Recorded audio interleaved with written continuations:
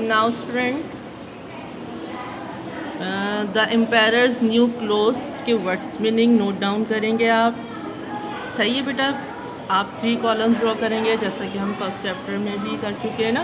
पहले वर्ड्स, फिर meaning in English, ये सारा काम आपने बुक से नोट करना है। फिर आपने इनके मीनिंग उर्दू में लिखने हैं, जैसे फ्लोक मीनिंग बड़ी तादाद में आने के लिए, एलिगेंस खूबसूरती, चीट धोखा देना, चालाकी या मक्कारी से किसी को बेवकूफ़ बनाना, इनक्रेडिबल नाकाबिले यकीन, लूम कपड़ा बनाने वाली मशीन, मार्वेलस शानदार, मर्सी प्रिजर्व मी अल्लाह की रहमत मुझे बचाए, इंचेंटिंग मुतासिर कुन या दिल फरेब, ठीक है। गॉर्जियस खूबसूरत, दिलकश, स्प्लेंडेड उम्दा, शानदार या आलीशान, ठीक है। चैम्बरलियंस बादशाह का ज़ाती हाजिर या हम जिसको बख्शी या मुशारती कहते हैं।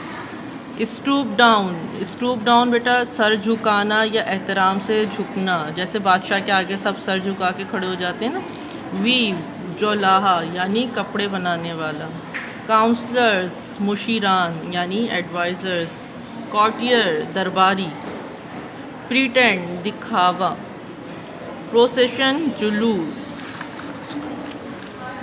Now we start exercise. देखिए बेटा क्वेश्चन नंबर 1,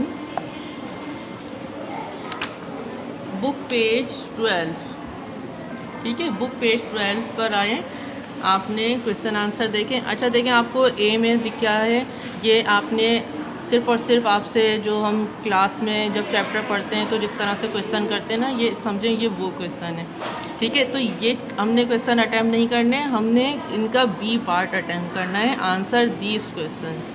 ओके स्टूडेंट, हमने कौन सा बी पार्ट अटैम्प्ट करना है, answer these question. Question number 1, what was the main interest of the emperor. Emperor का मेन इंटरेस्ट क्या था, क्या इंटरेस्ट था एम्पायरर का? जी, वो न्यू कपड़े पहनने का बस उनको बहुत ज़्यादा शौक था। देखिए बेटा आंसर नोट कर लें। His main interest was to wear new elegance clothes and he spend all his money on them. उन्हें बहुत ज़्यादा नए और ख़ूबसूरत कपड़े पहनने का शौक़ था, उसमें दिलचस्पी रखते थे और अपना ज़्यादातर जो पैसा है वो उस पर ख़र्च कर रहे थे, ठीक है बेटा। अब देखिए question number 2, question number 2, why did the 2 vice counsellors hide the fact from the emperor. जो 2 इनके अक्लमंद काउंसलर्स थे, ठीक है, उन्होंने मुशीर जो थे उन्होंने हकीकत बादशाह से क्यों छुपाई थी। हाइड छुपाना, क्यों छुपा दी थी। They did so because they फेयर्ड, उन्होंने ऐसा क्यों किया था, क्योंकि वो खौफज़दा थे। फेयर्ड खौफज़दा होना। That did they told the truth they would be held misfit for their jobs. तो उनको ये डर था कि फिर बादशाह जो है उनको कह देगा कि इसका मतलब ये कि आप स्टूपिड हो और इस जॉब के लिए अनफिट हो। Question number 3, why did the emperor believe the cheats. Emperor ने क्यों यकीन कर लिया था धोखेबाजों पर।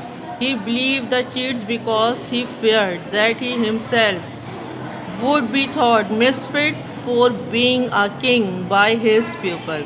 बादशाह भी यही सोच के खौफज़दा थे, उनको भी यही डर था कि जो है वो अपने जो रियाया है उसके सामने क्या शो कर दिए जाएंगे, बेवकूफ़ और and unfit. What is the moral of the story. इस स्टोरी का मोरल क्या है, यानी इससे हमें क्या सबक मिलता है, हमें क्या समझ में आ रहा है।